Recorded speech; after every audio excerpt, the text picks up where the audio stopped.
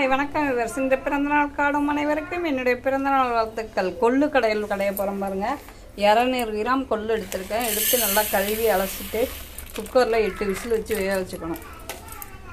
இப்போ இந்த கொள்ளை பருப்பு குக்கரில் வேக போடணும். நல்லா அலசிட்டேன். 2-3 கல் இருந்து எடுத்தாச்சு. இப்போ குக்கரில் வேக பண்ணணும்.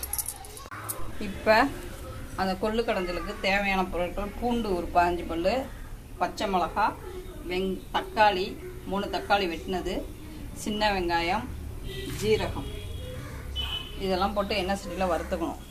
எண்ணெயை ஊற்றி ஜீரகத்தை போட்டுக்கணும்.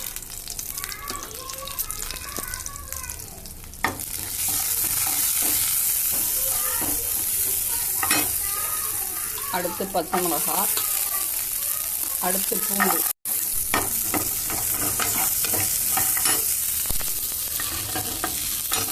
அடுப்பை சிம்மில் வச்சுக்கணும்.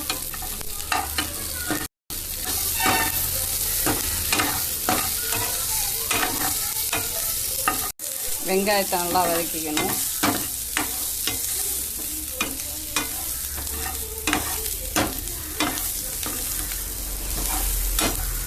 வெங்காயத்தை நல்லா வதக்கிட்டு அடுத்தது தக்காளியை போட்டு வதக்கிக்கணும். தக்காளியும் போட்டு நல்லா வதக்கி ஆற விட்டு மிக்சியில் அரைச்சிக்கணும். கொரக்கணும். இதோட கொஞ்சோண்டா குண்டு மல்லி போட்டுக்கணும்.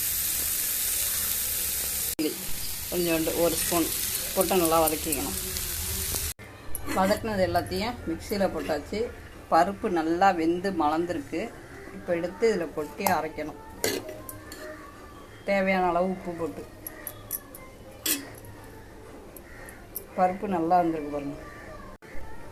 எப்படி இருந்திருக்கு பாருங்கள். கொஞ்சம் கொரப்பாக அரைச்சிக்கணும். எண்ணெய் காஞ்சோன்னா கடுகு போட்டுக்கணும்.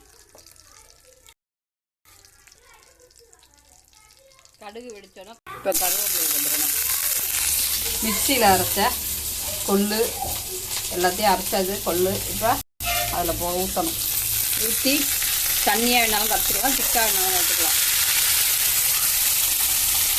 கொள்ளு கடையல் இதன் ரெசிப்பியை என் சேனலில் பாருங்கள். கொள்ளு கடையலை பிடிச்சிருந்தா லைக் பண்ணுங்கள், ஷேர் பண்ணுங்கள், சப்ஸ்கிரைப் பண்ணுங்கள். கொள்ளு கடையல்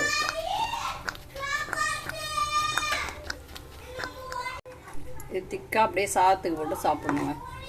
இட்லி தோசைக்கும் சாப்பிட்லாம். கொள்ளு வாரத்தில் 1 நாள் சாப்பிடுங்க, உடம்புக்கு நல்லது. கொள்ளு துவையல், கொள்ளு சாம்பார், கொள்ளு ரசம், கொள்ளு இட்லி பொடி. கடைஞ்சல் நெய் ஊற்றிக்கணும். இப்போ கொள்ளை கொஞ்சம் போட்டு சாப்பிடணும். இதுக்கு தொட்டுக்கா வாழைக்காய்.